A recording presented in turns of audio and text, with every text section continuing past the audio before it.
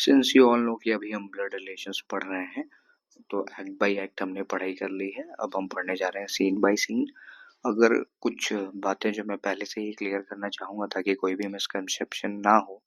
पहली बात तो ये है कि एक्ट 1 है, एक्ट 2 है, जो कि टेक्स्ट में भी देखने को मिल जाएगा। बट जो बात समझाने वाली ये है कि सीन नहीं डिवाइडेड है, सीन्स मैंने खुद से डिवाइड कर दिए हैं।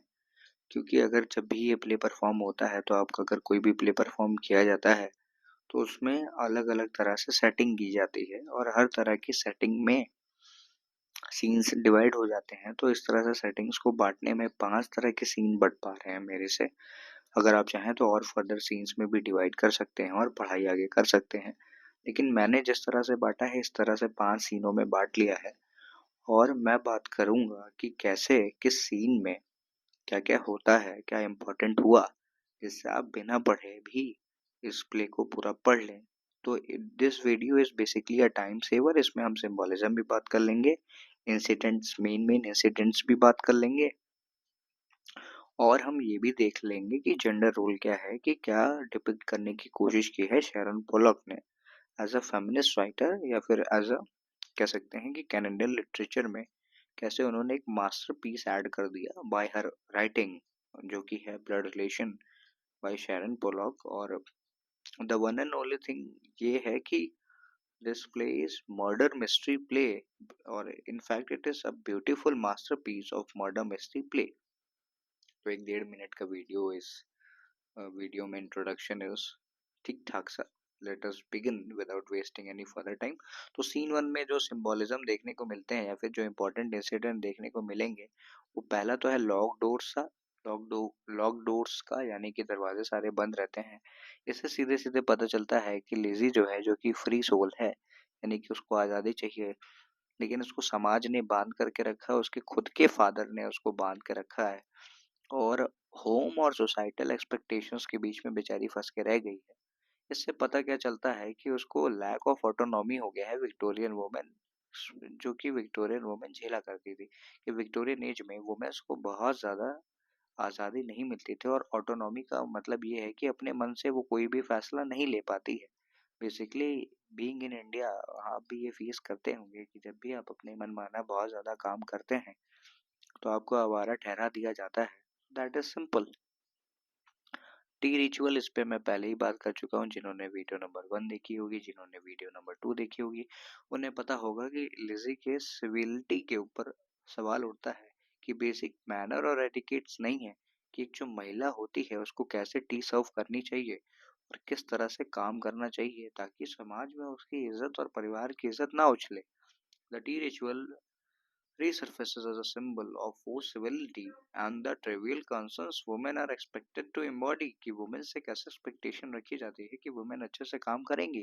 Lizzie's rejection of it suggests her defiance of these social norms, कि कैसे लिजी इन सब बातों के खिलाफ जा करके सोसाइटी और अपने फैमिली के खिलाफ जा रही है। दैट इज सीन 1 का सिंबोलिज्म। जेंडर रोल देखा जाए तो लिजी के जो फादर हैं वो बेसिकली पेट्रियार्क हैं, और पेट्रियार्कल सोसाइटी के पार्ट होने की वजह से वो क्या कह रहे हैं लिजी से कि जॉनी मैक्लॉय से शादी कर लो। MACLEOD कैपिटल है, इसको मैक्लॉय पढ़ते हैं, डी साइलेंट जाएगा। Were seen as economic tools to strengthen social ties, यानी कि पहले के समय में भी अब भी कि महिलाओं की शादी में डावरी वगैरह देना लेना, तो यहाँ पे क्या है कि महिलाओं को एक इकोनॉमिक टूल की तरह समझा जाता था। तो ये जो फैमिली है, that family is like Borden family, जो कि कनाडियन फैमिली है, वो बहुत वेल टू डू फैमिली नहीं है, ठीक ठाक सी फैमिली है। और वो जॉनी मैक्लॉय से शादी कर देंगे अपनी बेटी के, तो बेटी भी सिक्योर हो जाएगी और बेटी को प्रॉपर्टी में हिस्सा नहीं देना पड़ेगा। ऑल एंड ऑल, तो ये बेसिकली वुमेन को इकोनॉमिकली देखा जाता था कि कैसे इससे फायदा हो सकता है, कैसे इससे नुकसान है। That's it. लिज़ी का जो डिफेंस है, यानी कि लिज़ी क्या करती है कि इन बातों को मानने से मना कर देती है, जिसके कारण होता ये है कि लिज़ी कॉन्ट्रास्ट करती है अपनी मदर से, दैट इज स्टेप मदर। और लिज़ी अपनी स्टेप मदर से कॉन्ट्रास्ट हो रही है कि कैसे विक्टोरियन एज की महिलाएं, दो तरह की महिलाएं हैं। पहली तो लिज़ी बॉर्डन है, जो कि अपने समय से बहुत आगे आगे की सोच रही है, उसको जो फैसला लेना है, जैसा फैसला लेना है वो वैसा लेगी। और वहीं पे मिस बॉर्डन है, जो कि स्टेप मदर है लिज़ी बॉर्डन की, लेकिन वो अपने हस्बैंड की सारी बातें मानती हैं और उसके इशारों पे चलती हैं। सीन 2 जो है बेसिकली एंड सीन है, क्योंकि द पीजेंस जो है एंड सीन क्या है कि पीजेंस का एक जिक्र आता है कि लिज़ी ने कुछ कबूतर पाल रखे हैं, कुछ पीजन पाल रखे हैं, जो कि लिज़ीज़ के पर्सनल सेंचुरी को दिखाता है। सेंचुरी यानी कि कह सकते हैं कि कैसे लिज़ी रिफ्यूज करती है। क्या रिफ्यूज कर देती है लिज़ी? रिफ्यूज करती है कैसे समाज के तौर तरीकों को और फादर के तौर तरीकों को, और ये जो कबूतर है लिज़ी के इमोशनल स्केप को भी दिखाते हैं। इमोशनल स्केप यानी कि कैसे लिज़ी जो आसपास का जो माहौल है उससे भागना चाहती है। As Lizzie's personal sanctuary, the birds represent her need for emotional escape. The carelessness in handling foreshadows her emotional break point. देखो चिड़िया उड़िया का क्या होता है भाई, सिंपल बात है कि कोई भी चिड़िया जहाँ पे भी जगह देखेगी वहां बैठेगी। उसे नहीं मालूम है ये पेड़ किसका है, उसे नहीं मालूम है ये घर किसका है। उस बर्ड को अपनी लाइफ से मतलब है, वो कैसे भी करके अपनी लाइफ को सरवाइव करेगी, उसको सोसाइटी के रूल्स तौर तरीकों से मतलब नहीं है। सेम चीज डिपिक्ट करती है लिज़ी बॉर्डन, और यहाँ पे पिजन से उसको कंपेयर किया गया है। हैचेट क्या दिखाता है, जब भी ये प्ले परफॉर्म होता है तो हैचेट वगैरह रख दी जाती है और ऐसा रखा जाता है कि बेसिकली वो विजिबल हो। It is repeated presence, it's repeated presence suggest impending violence की आगे आने वाले समय में इस हैचेट का इस्तेमाल होगा। हैचेट इज बेसिकली कुल्हाड़ी जिसका हैंडल बहुत शॉर्ट होता है और छोटी चीजों को काटने पीटने के लिए इसका इस्तेमाल होता है। But also Lizzie's agency in controlling her fate, something society denies her. यानी लिज़ी लिज़ी बॉर्डन के लिए एक ये हथियार तो है ही है, क्योंकि लेज़ी को जब उसकी मन मुताबिक चीज़ें नहीं हासिल होती हैं, नहीं मुहैया होती हैं, तो वो क्या करेगी, इस हैचेट का इस्तेमाल करेगी। स्टेप मदर को पहले मर्डर करेगी और उसके बाद अपने फादर को मर्डर कर देगी, जो कि ट्रू ब्लड फादर है यानी कि ओरिजिनल फादर है, जिसको हम हिंदी में कहते हैं सगे फादर। यानी कि कोई स्टेप वगैरह रिलेशन नहीं है, सगे फादर का भी मर्डर कर देती है। तो हैचेट ये दिखाता है। जेंडर रोल्स देखा जाए तो डॉक्टर पैट्रिक जो थे, डॉक्टर पैट्रिक का भी कैरेक्टर आता है इस प्ले में। Doctor Patrick is a married man, he is a bit older one, और लिज़ी एक यंग गर्ल है। फिर भी doctor Patrick is flirting with Lizzie, और उसके बाद देखने को ये मिलता है कि वो लिज़ी को एज अ इंडिपेंडेंट वुमेन देखने से मना कर देते हैं और लिज़ी के साथ फ्लर्ट करते हैं, और ये भी बोलते हैं कि मेरे साथ भाग चलो या फिर भाग चलते हैं। तो लिज़ी बोल देती है कि आपके साथ भाग जाऊं, क्योंकि लिज़ी को पता है कि he is already married, but he is instead of recognising that he is married, कि उसको इस बात का एहसास होने के बजाय वो मैरिड है, वो क्या करता है कि लिज़ी से फ्लर्ट करता है। और आखिरी में लिज़ी बोल देती है कि आप अपनी वाइफ को शायद भूल गए हैं। तो mister doctor sorry doctor Patrick ये बोलते हैं कि मेरी वाइफ को हर बात पे लाने की ज़रूरत नहीं है। और अच्छा भाई ये सब बातें तो ठीक थी, लेकिन जब डॉक्टर पैट्रिक अगर उसे फ्लर्ट कर रहे हैं तो उसको इंडिपेंडेंटली देख भी सकते थे, लेकिन वो इंडिपेंडेंटली उसको नहीं देखते हैं, उसको इंडिपेंडेंट मानने से इनकार कर देते हैं। और a broader social view of women as objects of desire other than equals. तो डॉक्टर पैट्रिक का ये सोचना है कि वुमेन जो है they are basically to fulfil man की डिजायर, यानी कि जो मेल्स हैं उनकी डिजायर को फुलफिल करने के लिए वुमेन्स की जरूरत होती है, rather than कि they are equal, यानी कि महिलाएं बराबर की साथी नहीं हो सकती हैं, but still they are with males to fulfill the desire of males, ऐसा कुछ ये मानते थे। Lizzie's interactions with Bridget highlight her isolation, यानी कि अगर आप लिज़ी की बातें सुनेंगे ब्रिजेट के साथ तो Bridget is servant, Bridget servant है घर की, वो भी लेडी है। Even among women her independence is misunderstood और रिडिक्यूल्ड। तो यानी महिलाओं के साथ में भी लिज़ी का जो इंडिपेंडेंस वाला सीन है वो बड़ा खराब से चल रहा है, क्योंकि लिज़ी को कोई इंडिपेंडेंट समझ ही नहीं रहा है। और देखा जाए तो मिस बॉर्डन जो है, जो खुद महिला है, वो भी नहीं चाहती कि लिज़ी के मन का काम हो जाए। और ये जो ब्रिजेट है, जब एक्ट 2 की शुरुआत होती है तो वहाँ पे ब्रिजेट भी उसकी बातों को ध्यान से नहीं सुनती है और she is going to leave, यानी कि वो निकलने की कोशिश करती है। और ब्रिजेट बेचारी के साथ एक दिक्कत ये है कि ब्रिजेट के साथ एक दिक्कत जो देखने को आ रही है या समझ सकते हैं हम, इज दैट कि सिंपल समझ, अगर इसको और शॉर्ट कर दूं और कन्फाइन कर दूं तो ब्रिजेट के साथ दिक्कत ये है, बेचारी वो मेड ही है और एक मेड बहुत ज्यादा इंटरफेरेंस नहीं दिखा सकती है, ये हमें समझना पड़ेगा। सीन 3 देखा जाए तो सीन 3 में हम कोर्ट रूम वाला री इनैक्टमेंट दे सकते हैं कि कोर्ट रूम में कैसे लेजी का ट्रायल हो रहा है। लिजीज ट्रायल, जब लिजी का ट्रायल होता है तो ये एक मेटाफर को तरह सर्व करता है, metaphor for society judgement of women, कि कैसे सोसाइटी जज करती है वुमेन को। और ऐसे वुमेन जो कि डेविएट करती है नॉर्म से, तो सोसाइटी क्या करती है, उसको क्वेश्चन करती है और क्वेश्चन करने के बाद उसको शांत करती है। वुमेन आर साइलेंस, वुमेन को साइलेंस किया जाता है और उसके बाद उनको पनिश किया जाता है फॉर डिफाइंग रूल्स, यानी कि कैसे उन्होंने अपनी बातों को, जैसे कैसे उन्होंने जिन तौर तरीकों में रहना था, जिन तौर तरीकों में उनको सरवाइव करना था, उन्होंने सरवाइव नहीं किया, जिसकी वजह से सोसाइटी पनिशेस वुमेन, जो कि एक बहुत गलत चीज है। द मास्क विया एक्ट्रेस, यानी कि the mask by the actress. अब यहाँ पे कुछ ट्रिकी बातें हो रही हैं कि लेज़ी बॉर्डन जब कोर्ट रूम का इनैक्टमेंट होता है तो एक्ट्रेस से कहती है कि एक काम करो, तुम मेरा रोल प्ले कर दो और दिखाओ इन लोगों को कि कैसे कैसे बीते हुए समय में इंसिडेंट हुआ था। तो एक्ट्रेस और लेजी बॉर्डन दोनों सेम चीज को प्ले करते हैं, सेम चीज को दिखा रहे हैं। ये बात आप लोग याद रखिएगा। एक बार मैं दोबारा रिपीट कर देता हूँ कि जो एक्ट्रेस है और जो लेजी बॉर्डन है, they both are the same people. ये दोनों सेम हैं क्योंकि ये सेम एक्शन को प्ले करते हैं। क्योंकि जब एक्ट नंबर 2 में जब डिफेंस इनसे सवाल पूछता है तो लिज़ी बॉर्डन और जो एक्ट्रेस रहती हैं वो दोनों बगल बगल खड़ी रहती हैं। सवाल पूछा जाता है लिज़ी बॉर्डन से, बट जवाब एक्ट्रेस देने लगती है तो लिज़ी बड़ा खुश हो जाती है कि ये मेरा रोल इतने अच्छे से प्ले कर रही है कि मेरा पूछा गया सवाल या फिर मुझसे जो पूछा गया सवाल है ये उसको बता रही है और मैं बच गई। तो लिज़ी बॉर्डन 2-3 स्टेप पीछे हट जाती है और एक्ट्रेस आगे आ जाती है। और जब एक्ट खत्म होता है, यानी कि एक्ट नंबर 2 खत्म होता है, यानी कि जब प्ले की एंडिंग होती है, तो आखिरी में लिज़ी बॉर्डन बोल देती है कि यू डिड इट, यानी कि एक्ट्रेस तुमने मेरे माता श्री को, यानी कि मेरी स्टेप मदर को मार दिया। और मेरे वालिद साहब, यानी कि मेरे फादर, स्टेप फादर तो नहीं थे, basically he was original father को भी मार दिया। और सोसाइटी सोसाइटी यानी कि जो ऑडियंस रहती है वो बड़ी चौक सी जाती है कि ये हो क्या गया, किसने मर्डर कर दिया। तो इस वजह से ये this is a mystery murder play, simple है। अगर आप इन बातों को 2 बार 3 बार सुन लेंगे तो you will get a better view. symbolizes how Lizzie is forced to perform femininity and obedience, यानी कि लिजी को कैसे फोर्स किया गया है कि तुम महिला बन के ही रहो। महिला तो थी ही। A women is not born women but is made women वाली बात यहाँ आ गई। और कैसे लिजी को दब के रहने की सलाह दी जाती है। The shifting expression on the mass signify her internal conflict.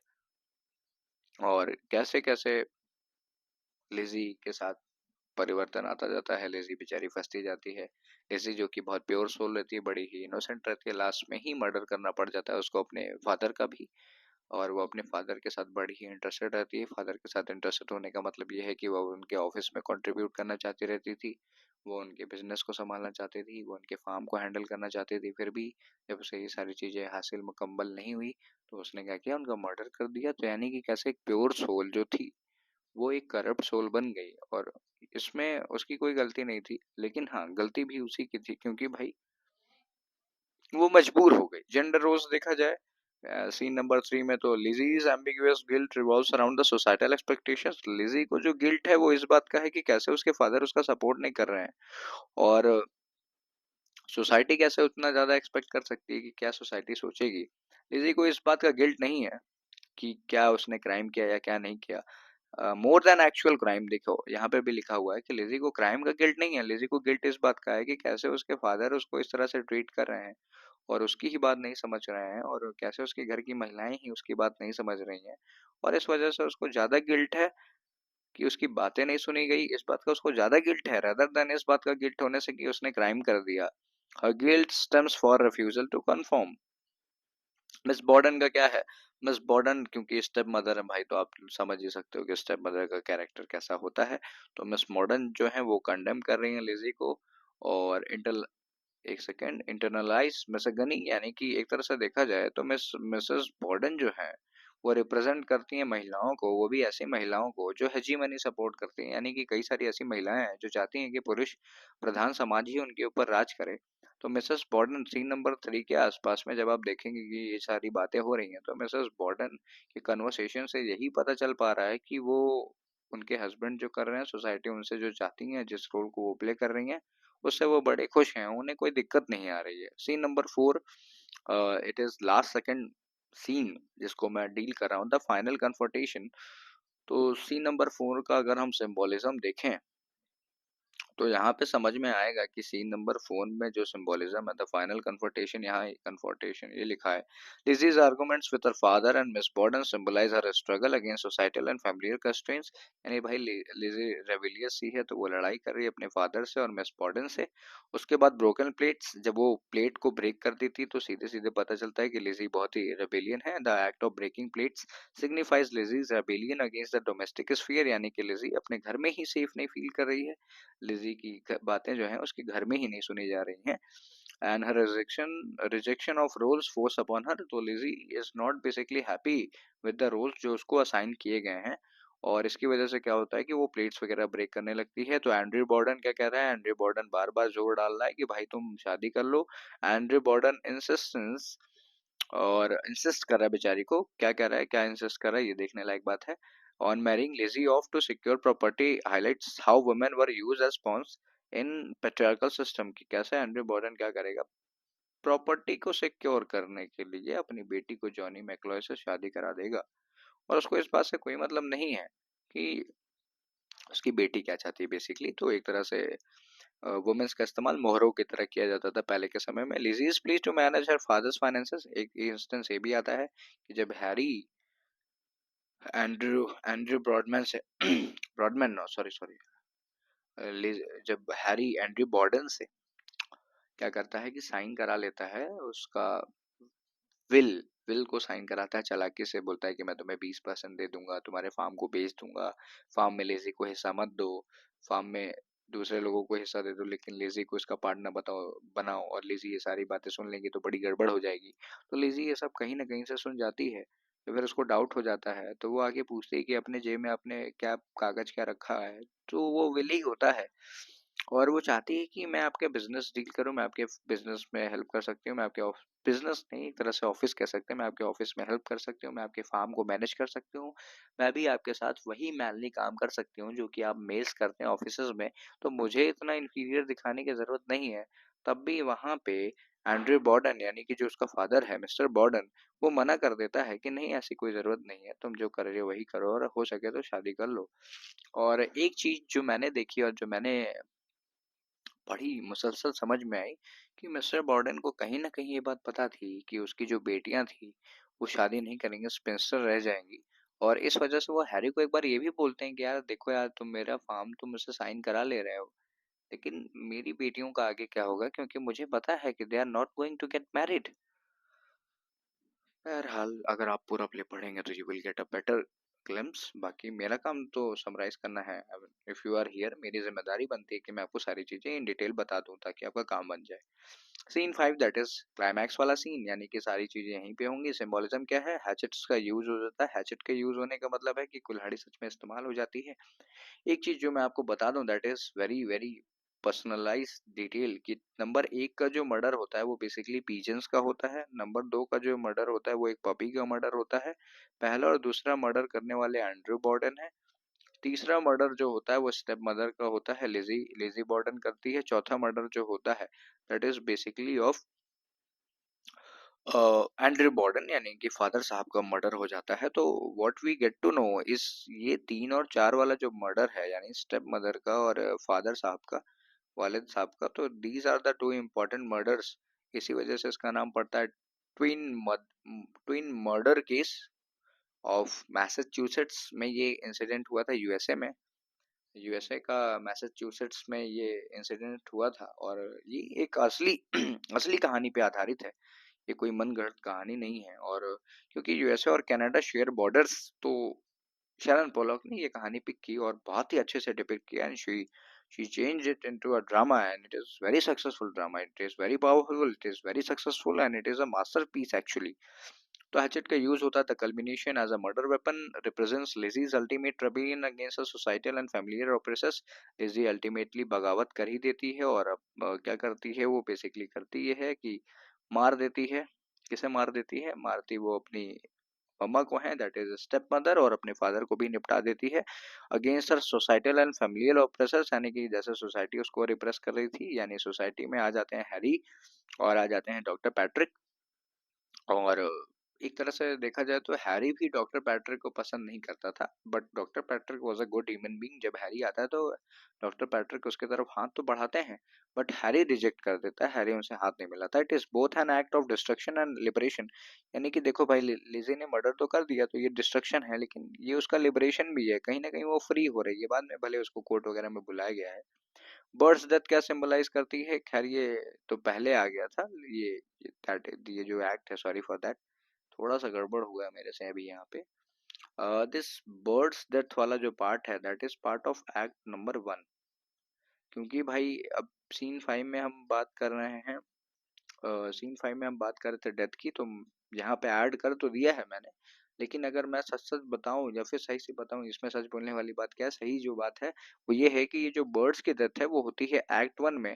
तो इसको करीब करीब हम एक्ट 1 का सीन 2 मान सकते हैं, that is not part of scene 5। ये सीन 5 का पार्ट नहीं है, मैं क्रॉस लगा दे रहा हूँ। फिर भी मैं इसको समझा देता हूँ, क्योंकि अगर यहाँ लिखा है तो you people will get a better highlight. ध्यान से सुन लो भाई, बर्ड्स डेथ जो होती है वो सीन 2 में हो जाती है, एक्ट 1 का ये पार्ट है। और एक्ट 1 के लास्ट में इन बर्ड्स को मारा जाता है। मारने वाले रहते हैं मिस्टर बॉर्डन, एंड्रयू बॉर्डन जिनका नाम है। भड़काने वाला हैरी रहता है। हैरी कहता है कि वो देखो पिंजड़े से आवाजें आ रही हैं, जाओ निपटा दो। हैरी ही हैचेट देता है उनके हाथ में, और मिस्टर बॉर्डन जाके मार देते हैं। और जो लेजी रहती है बेचारी रोती रहती है, नो नो नो नो चिल्लाती रहती है, फिर भी वो मार देता है। और वहीं से एक्ट 1 जो है ब्लैकआउट हो जाता है, और इसी के जस्ट बाद शुरू होता है एक्ट नंबर 2, जिसकी यहाँ पे बात हो रही है। तो basically this part, birds death वाला part, is not part of act 2। Sorry for my mistake, but still death की बात हो रही थी तो मैंने यहाँ लिख लिया था। Emotional reaction to harm underscores her breaking point. तो यहाँ पे बेसिकली ये सिंबोलिज्म लेना था, इस वजह से यहाँ लिखा है, बाकी इसका कोई मतलब नहीं था। But it is not the part, कि पार्ट नहीं है लेकिन सिंबोलिज्म है कि बर्ड्स की जो डेथ होती है वहीं से लिजी का कैरेक्टर बदल जाता है, जो कि हमें देखने को मिलता है सीन नंबर 5 में। मैं दोबारा बता रहा हूँ, ये जो बर्ड्स डेथ वाला पार्ट है, ये पार्ट एक्ट 1 का है। सीन नंबर 2 और 3 के आसपास इसको रखा जा सकता है, 3 में भी रख दोगे तो चलेगा। लेकिन समझने वाली बात यह है कि बर्ड्स की डेथ का जो सिंबोलिज्म है वो एक्ट ये सीन नंबर 5 में दिखता है, that is the climax scene. क्योंकि होता यह है कि लिजी खड़ी होके अपने एक्ट 2 में आप देखेंगे कि लिजी खड़ी होके अपने हाथों को बार बार देख रही है कि क्या मेरे ये नन्हे मुन्ने से प्यारे प्यारे हाथ इतने काबिल और इतने सफिशिएंट और इतने ज़्यादा पावरफुल हैं कि जो मिस्टर बॉर्डन इतने लंबे चौड़े हैं उनको मार पाएंगे कि नहीं। और आखिरी में वो कामयाब भी होती है। तो बर्ड्स डेथ की वजह से लिजी के अंदर इतनी ज्यादा सहन शक्ति आ जाती है और इतनी ज्यादा ताकत आ जाती है कि वो इस काम को अंजाम कर देने जा रही है। तो बर्ड्स डेथ का सिंबोलिज्म सीन 5 से इसीलिए मिलता जुलता है, रिलेटेड होता है। Gender roles, Lizzie's final acts emphasize the crushing weight of societal expectations on women। यानी कि लिजी जो करती है आखिरी में, वो सोसाइटी कैसे महिलाओं से क्या एक्सपेक्ट करती है उसके जस्ट अपोजिट है। Her father and stepmother's dismissal of her desires encapsulates the Victorian woman's lack of agency। यानी कि कैसे उसके फादर और उसकी जो स्टेप मदर हैं जो उसे डिजायर कर रहे हैं, वो कैसे उसके ऊपर एक भार को दर्शाता है। और कैसे विक्टोरियन एज में महिलाओं की कोई भी बात को सुना या माना नहीं जाता था, ये भी बात ये दर्शा रहा है। Lizzie's refusal to marry Johnny McLeod or submit to the patriarchal expectations signals her ultimate defiance even at the cost of her family. यानी कि लिजी क्या करती है, लिजी जॉनी मैक्लोय से तो मैरी नहीं करेगी, भले उसको इसके बदले में अपनी फैमिली की जान लेनी पड़ जाए, ये उसको मंजूर है। This scene by scene analysis underscores blood relations as a complex critique of gender roles and societal constraints। यानी कि ये कॉम्प्लेक्स प्ले है, ये जेंडर रोल्स को दिखाता है और सोसाइटल कंस्ट्रेंट्स को दिखाता है। और ये एम्बॉडी करता है रेजिस्टेंस टू पेट्रियार्कल नॉर्म्स, कि कैसे लिजी बॉर्डन पेट्रियार्कल नॉर्म्स के खिलाफ चली गई थी। Make sure you subscribe my YouTube channel study with प्रखर। I can't promise that I will cover whole of the things present in literature, but those things which I love the most, I will present it to you with a different perspective and hope I will deliver as much you want.